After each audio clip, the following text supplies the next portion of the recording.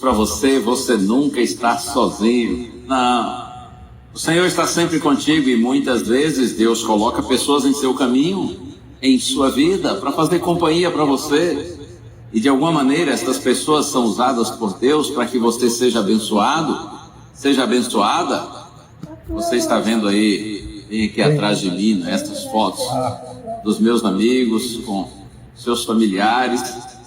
Nós somos uma família, eu realmente tenho o privilégio de muitas vezes estar com esses amigos que são ministros de louvor e eles são a bênção de Deus na minha vida.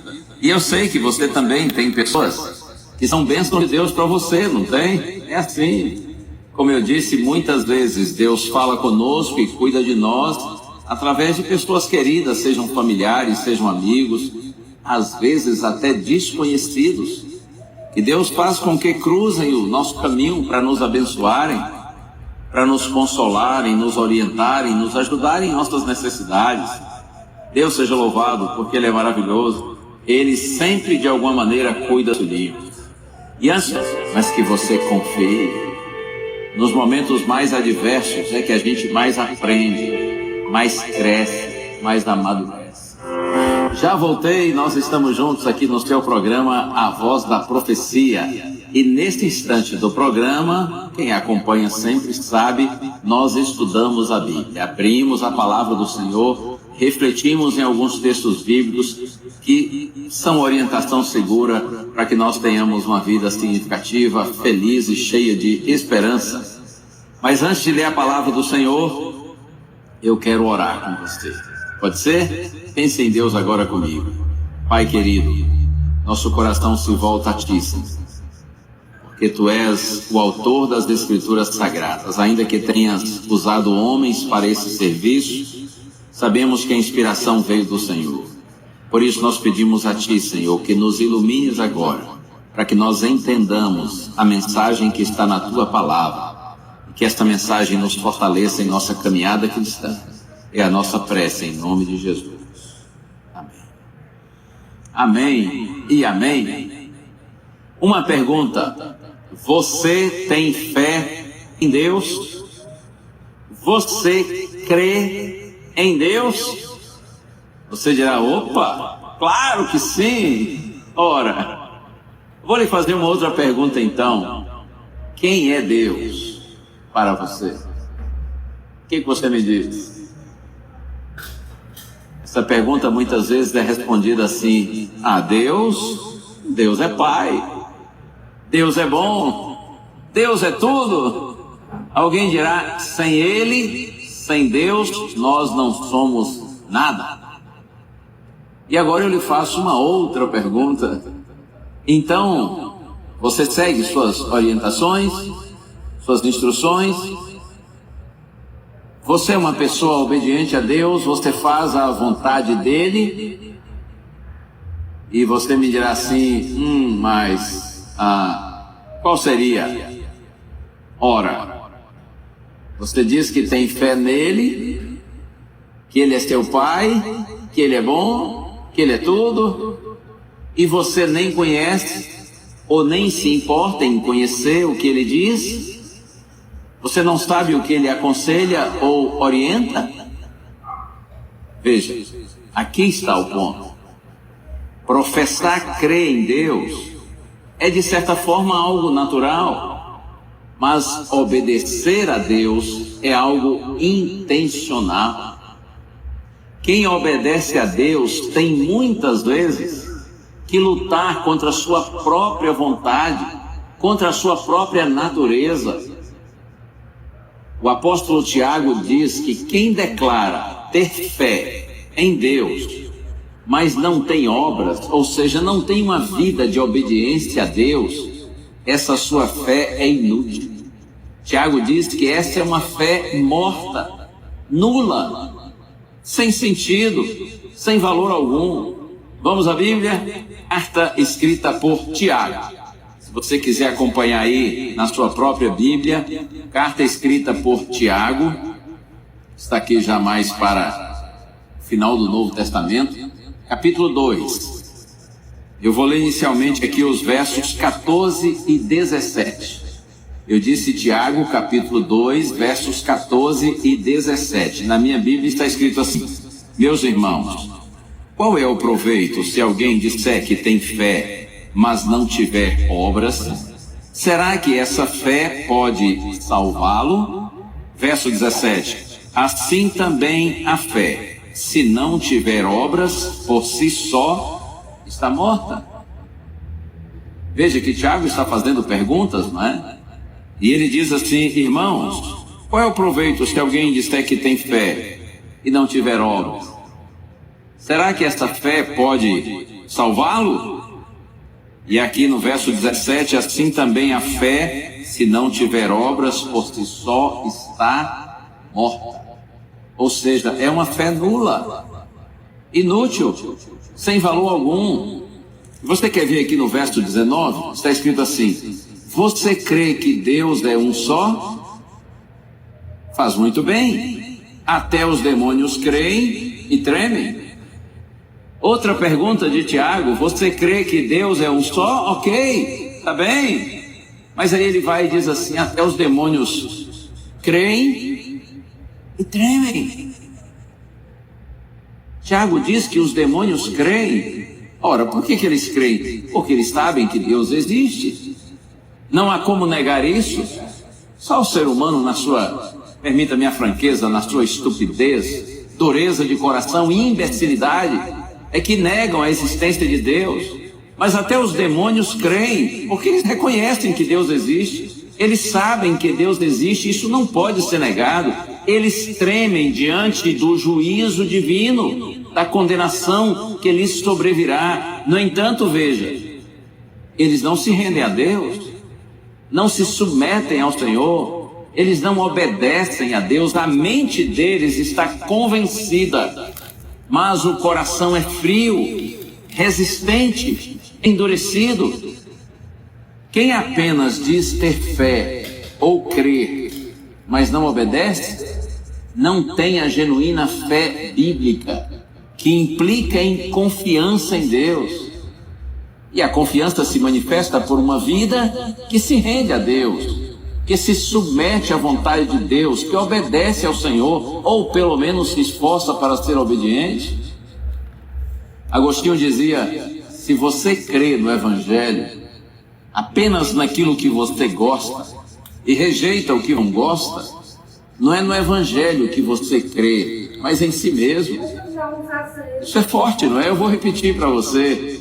Agostinho dizia: se você crê no Evangelho apenas naquilo que você gosta e você rejeita o que você não gosta, não é no Evangelho que você crê, mas em si mesmo.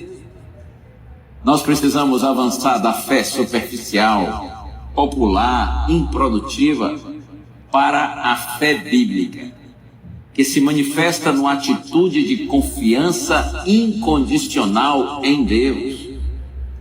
Os que têm uma fé superficial, eles podem até ouvir, compreender, aplaudir o Evangelho. Todavia, somente os que têm real confiança em Deus tornam-se praticantes do Evangelho. A fé superficial, ela se baseia nas respostas de Deus. A fé superficial quer respostas alinhadas aos seus desejos, enquanto que a fé bíblica, que é confiança, se fundamenta no próprio Deus, quer Deus. Mesmo que as respostas não venham como nós desejamos, o Senhor continua sendo Deus, Ele não muda, Ele é bom, Ele tem poder, Ele pode, Ele quer nos ajudar, Ele sabe o que é melhor para a gente, Ele está no comando. Quando você tem essa fé bíblica, que significa confiança incondicional em Deus, você se submete à sua vontade, mesmo quando você não consegue compreendê-la. Aliás, eu poderia dizer que a genuína fé é transferência de confiança. Repito, a genuína fé significa transferência de confiança. Deus não pede que você entenda, mas que você confie. Alguém disse que confiar é aceitar que Deus lhe explique depois. Ou eu gosto disso. Confiar é aceitar que Deus lhe explique depois. Isso é fé. Isso é a fé bíblica. Confiança incondicional no Senhor. Nós precisamos avançar dessa fé superficial, popular, para a fé bíblica, para a genuína confiança. Eu posso lhe dar aqui um exemplo prático e bíblico de fé genuína, confiança incondicional, mesmo quando a gente não entende porque Deus faz ou deixa de fazer certas coisas, porque Deus permite que situações tristes aconteçam conosco, seus filhos, ou com pessoas que a gente ama. Vamos ao livro de Atos dos Apóstolos. E eu quero convidar você inicialmente para o capítulo 14. Eu disse Atos dos Apóstolos, capítulo 14. Aqui, o apóstolo Paulo está na companhia do seu amigo chamado Barnabé. Paulo está fazendo sua primeira grande viagem missionária. E Paulo e Barnabé chegam à cidade de Listra, que ficava na província romana da Galácia. Quando estava ali na cidade de Listra, Paulo vê um homem aleijado. Isso está relatado aqui a partir do verso Atos capítulo 14, a partir do verso 8. Isso, em Listra costumava estar sentado certo homem aleijado, paralítico desde o seu nascimento e que nunca tinha conseguido andar. Então, na sequência, é dito que aquele homem estava atento, ouvindo a pregação de Paulo. Paulo fixou nele os olhos e notou que aquele homem tinha fé para ser curado. Paulo viu que era um homem sincero, que estava atento à sua pregação, com o coração aberto para Deus, rendendo-se, entregando-se ao Senhor. E aí, percebendo que ele tinha fé para ser curado, Paulo disse assim para aquele homem aleijado, aquele homem paralítico: levante-se sobre os seus pés. E o texto diz que o homem saltou e começou a andar. Então as pessoas que viram o milagre, muita gente que estava ali ouvindo a pregação de Paulo e Barnabé, eles ficaram impressionados, admirados. E diz o texto aqui que eles começaram a dizer assim: os deuses em forma de homens desceram até nós. Eles eram adoradores de diversos deuses e já estavam pensando que Paulo e Barnabé, pelo milagre realizado, eram deuses em forma de homens. E a Barnabé chamaram de Júpiter, a Paulo de Mercúrio. E a Bíblia diz que o sacerdote de Júpiter queria oferecer um sacrifício juntamente com a multidão. Quando Paulo e Barnabé perceberam a situação, eles disseram assim, verso 15: senhores, por que estão fazendo isso? Nós também somos seres humanos como vocês, sujeitos aos mesmos sentimentos, e anunciamos o Evangelho a vocês para que se convertam dessas coisas vãs ao Deus vivo, que fez o céu, a terra, o mar e tudo que neles há. Ei, por que vocês estão fazendo isso? Por que vocês estão nos considerando como deuses? Nós estamos aqui exatamente para pregar o Evangelho a vocês, para libertar vocês dessas coisas vãs, a fim de que vocês conheçam o Deus vivo, o Deus Criador dos céus e da terra. E está escrito que foi ainda com muita dificuldade que eles conseguiram impedir que as multidões lhe oferecessem sacrifícios. Porém, a situação mudou de uma hora para outra, porque vieram judeus de Antioquia, Icônio, e instigando as multidões, está escrito, eles apedrejaram Paulo e o arrastaram para fora da cidade. Antes Paulo tinha evangelizado nessas cidades, vieram judeus de lá, que eram opositores ao evangelho, e eles conseguiram persuadir as multidões, apresentando naturalmente Paulo e Barnabé como se fossem impostores, e de uma hora para outra aqueles que eram considerados deuses agora deviam ser apedrejados, e o texto diz que arrastaram Paulo para fora da cidade e o apedrejaram, dando como morto. Mas apesar de ter certamente caído e ficado inconsciente, Paulo não estava morto, Deus o protegeu. Então os irmãos vieram e o levaram para dentro da cidade. No dia seguinte, Paulo e Barnabé viajaram, saíram de Listra e foram para uma cidade chamada Derbe. E seguiram assim o caminho deles. Porém, eles voltaram a Listra. E é isso que eu preciso mostrar para você. Aqui, Atos capítulo 14, no verso 22, é dito que Paulo e Barnabé voltam à cidade de Listra. Veja, a cidade na qual ele havia sido apedrejado unicamente por ser um pregador do Evangelho. Olha só o que está escrito, Atos 14, verso 22. Paulo e Barnabé voltaram para Listra, Icônio e Antioquia, fortalecendo o ânimo dos discípulos, exortando-os a permanecerem firmes na fé e mostrando que através de muitas tribulações nos importa entrar no reino de Deus. Porque Paulo e Barnabé voltaram a Listra para reclamar dos irmãos que permitiram que Paulo fosse apedrejado, para amaldiçoar o povo daquela cidade que ele fez tanto mal. Não, Paulo volta fortalecendo o ânimo dos discípulos, exortando-os a permanecerem firmes na fé e mostrando que através de muitas tribulações nos importa entrar no reino de Deus.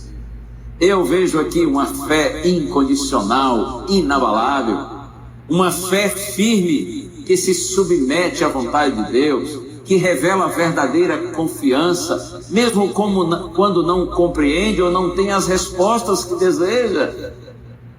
O homem foi apedrejado, Deus permitiu que ele passasse por aquele sofrimento, foi maltratado, humilhado, saiu da cidade, fugiu da cidade, saiu escondido, porque queriam matá-lo. Porém ele volta àquele lugar onde foi humilhado, desprezado e quase assassinado. Com que intenção? Para fortalecer o ânimo dos irmãos, a fé deles, e dizendo assim: irmãos, não se desanime, porque importa-nos por meio de muitas tribulações entrar no reino de Deus.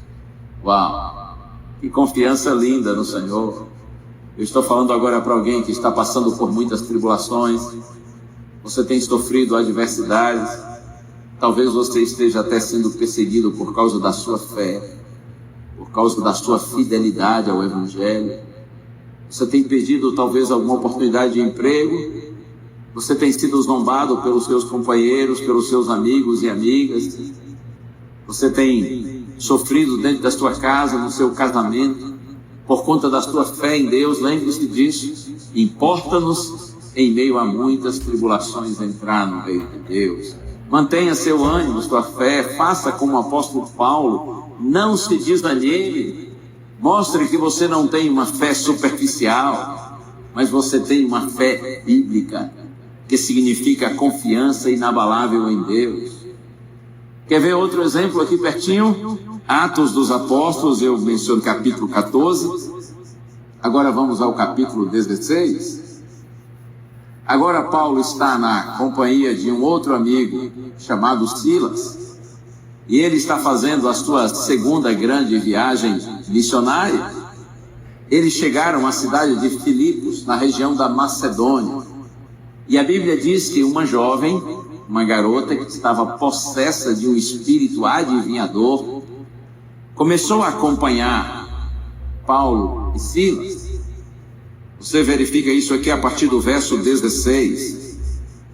E está escrito que essa garota que tinha esse espírito adivinhador, ela dava muito lucro aos seus donos, estava sendo comercialmente explorada por alguns que se julgavam seus donos. E essa garota, ela seguia Paulo e Silas e ela gritava assim: estes homens são servos do Deus Altíssimo e anunciam a vocês o caminho da salvação. E ela foi repetindo isso por muitos dias. E Paulo foi ficando indignado com isso, até que em determinado momento ele disse assim: em nome de Jesus Cristo eu ordeno que você saia dela. Paulo sabia que aquela garota estava sendo possessa com um espírito maligno. E depois que Paulo diz: eu ordeno em nome de Jesus que você saia dela, na mesma hora o espírito saiu. Só que o texto avança dizendo que os donos da jovem, que obtinham lucro com ela, eles ficaram furiosos, porque perderam sua fonte de lucro. Então Paulo e Silas foram levados à praça, na presença das autoridades, e eles disseram assim: olha, estes homens, eles são judeus, e eles estão aqui em nosso meio e perturbam nossa cidade. Eles estão propagando costumes que não podemos aceitar nem praticar, porque nós somos romanos. E aí a multidão se levantou contra Paulo e Silas, e eles foram, diz a Bíblia, açoitados com varas. E depois de serem açoitados, eles foram colocados numa prisão, num cárcere subterrâneo, e os pés deles foram presos num tronco. Você pode imaginar isso? Paulo e Silas chegam àquela cidade, começam a anunciar o evangelho com toda sinceridade. O diabo vem para perturbar, para atrapalhar. Paulo repreende aquele espírito maligno que dominava a garota. E porque a menina parou de fazer as suas supostas adivinhações, os donos dela ficaram furiosos, conseguiram fazer com que a multidão se levantasse contra Paulo e Silas. Eles são açoitados com varas. Isso aqui não é como uma palmadinha que o papai e a mamãe dão no bumbum da criança, não. Isso aqui não é uma surrinha dessas de leve, não. Eles foram açoitados com vara, eles foram torturados, tiveram as costas rasgadas com os açoites. Depois eles foram levados para uma prisão subterrânea, certamente um lugar frio, escuro, lugar de mau cheiro, e os pés deles foram colocados no tronco. Era uma forma de mantê-los presos, seguros, mas ao mesmo tempo de torturá-los. E aí Paulo não resistiu. Diante de tanta pressão e tanto sofrimento, ali dentro daquela prisão subterrânea escura, com os pés presos no tronco, sofrendo dores, então Paulo começou a xingar, a blasfemar, a reclamar, e dizia assim: eu não vou mais pregar o evangelho, eu não quero mais saber de Deus e da igreja de Deus, eu desisto dessa missão para a qual eu fui chamado. Foi isso que Paulo falou? Foi assim que ele agiu? Não, de jeito nenhum.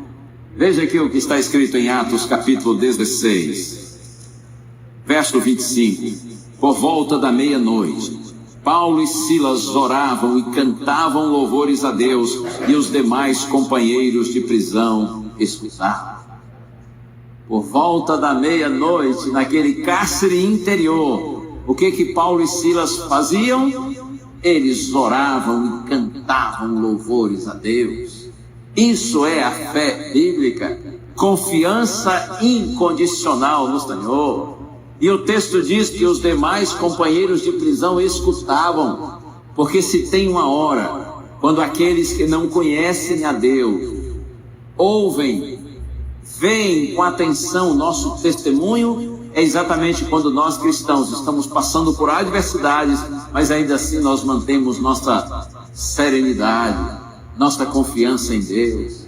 Quando você, no auge de seu sofrimento, ora e glorifica a Deus, quando você louva o nome do Senhor mesmo sofrendo, então essa é a melhor hora, quando Deus usa seu testemunho para alcançar aqueles que ainda não conhecem o Senhor. Paulo e Silas oravam e cantavam louvores a Deus, e os demais companheiros de prisão escutavam. Certamente aqueles homens não estavam acostumados a ouvir orações e louvores. Eles estavam acostumados com xingamentos, com revolta, com desespero. Que coisa linda, hein? Que exemplo maravilhoso para você e para mim. E olha só o verso seguinte, Atos 16, verso 26. De repente, sobreveio o tamanho terremoto que sacudiu os alicerces da prisão. Todas as portas se abriram e as correntes de todos os presos se soltaram. Quando Paulo e Silas oravam e cantavam louvores a Deus, sobreveio um tamanho terremoto que sacudiu os alicerces da prisão, e todas as portas se abriram e as correntes de todos os presos se soltaram. Portas abertas e correntes soltas diante do louvor apresentado a Deus dentro de um cárcere, numa posição de tortura, num momento de grande sofrimento. Oh, como eu gosto de pensar que um dia os alicerces dessa velha prisão, que é este mundo no qual vivemos, também serão abalados quando o Rei da Glória se manifestar para buscar os seus filhinhos. Um dia, as portas que nos fecham a este mundo perdido se abrirão e nós poderemos sair livres daqui para uma nova vida. Um dia, todas as correntes que nos prendem a essa vida tão difícil e triste por conta da presença do mal e do pecado aqui, todas essas correntes serão desfeitas e os filhos de Deus estaremos eternamente livres. A fé bíblica implica em confiança em Deus. E quem de fato confia nele, a ele se submete e procura obedecer. A confiança em Deus nos assegura que ele sempre age para o nosso bem. E um precioso fruto dessa fé genuína é a paz que nos envolve, mesmo em meio às lutas dessa vida. Eu quero que você ouça agora essa promessa e siga o conselho de Deus para você. Eu leio aqui, profeta Isaías. Profeta Isaías, capítulo 26. E se você não tem esse texto marcado aí, pode marcar na sua Bíblia. Profeta Isaías, capítulo 26, versos 3 e 4. Como eu disse, aqui tem uma promessa e um conselho. A promessa é esta: Tu, Senhor, conservarás em perfeita paz aquele cujo propósito é firme, porque ele confia. Tu, Senhor, conservarás como? Em perfeita paz. Ou paz perfeita para aquele cujo propósito é firme, porque ele confia em ti. Deus tem uma paz perfeita, uma perfeita paz para colocar na sua mente, no seu coração, se o seu propósito for firme em confiar no Senhor. E agora vem o conselho: confiem sempre no Senhor, porque o Senhor Deus é uma rocha. Confie sempre. Em toda e qualquer circunstância, confie no Senhor, porque o Senhor Deus é uma rocha eterna. Essa é a paz que Paulo diz que excede todo entendimento. Lembra do texto? Filipenses capítulo 4, verso 7, Paulo diz assim: e a paz de Deus, que excede todo entendimento, guardará o vosso coração e a vossa mente em Cristo Jesus. A paz de Deus é a paz perfeita. Como disse Cristo, é a paz que Ele dá, não a paz que o mundo oferece. Porque a paz que é possível experimentar nesse mundo, quem vive sem Deus, é uma paz totalmente circunstancial. É uma paz que é apenas sinônimo de tranquilidade, de prosperidade. Essa paz que o mundo oferece só é possível quando você vive um momento assim, tranquilo, na boa, sem passar por nenhuma dificuldade. Aí você fica em paz. Não precisa ser cristão para ter paz quando as coisas estão todas fluindo muito bem para você. O problema é que nesse mundo, muitas vezes, as coisas param de seguir seu curso natural e tranquilo. Quantas vezes surgem situações indesejadas, inesperadas, que trazem sofrimento a nós e a pessoas que nós amamos. Quem tem apenas a paz que o mundo oferece, nesta hora, quando vem a adversidade, pronto, acabou. A paz vai embora, desce pelo ralo. Mas quando você tem a paz perfeita, a paz que Jesus oferece, a paz que vai além da compreensão humana, que excede a todo entendimento, então mesmo na adversidade você permanece seguro em Deus, Por isso que a paz de Deus, que excede todo entendimento, guardará sua mente, o seu coração em Jesus Cristo. É dessa paz que nós precisamos. E lembre-se, essa paz é fruto de uma inabalável confiança no Senhor. Não basta ter a fé superficial, é preciso ter a fé bíblica. É a fé bíblica que significa confiança inabalável em Deus. E um dos frutos desta fé bendita é a paz, que excede todo entendimento. Deus nos abençoe. Vamos viver essa experiência. Todos nós podemos vivê-la se tão somente nós nos colocarmos inteiramente nas mãos do Senhor e permitirmos que o Espírito Santo habite em nós e nos faça crescer em nossa caminhada com o Senhor, nos ajude a desenvolver nessa genuína fé. Todos quantos queiram poderão tê-la, poderão obtê-la, se tão somente perseverarem em Deus. Ouça agora a música do Quarteto Arauto Rei. Eles já estão prontos e querem cantar. Que mensagem santa, que mensagem maravilhosa, que mensagem acolhedora, que mensagem instrutiva, que mensagem gloriosa da parte do Senhor para nossos corações, deleite espiritual, para adquirirmos mais confiança no Senhor, mais fé no Senhor, mais amadurecimento no Senhor e mais profundidade com o Senhor. Que esta palavra fique guardada em vossos corações, de todos que ouvem este maravilhoso áudio, esta maravilhosa pregação. Pastor Gilson Brito, um grande homem de Deus, que sempre tem uma palavra de fortalecimento, de fortaleza, que nos faz crescer na graça e no conhecimento de Deus. Fiquem todos com Deus, meditem nesta palavra, que o Senhor nos abençoe rica e poderosamente, em nome de Jesus. Amém.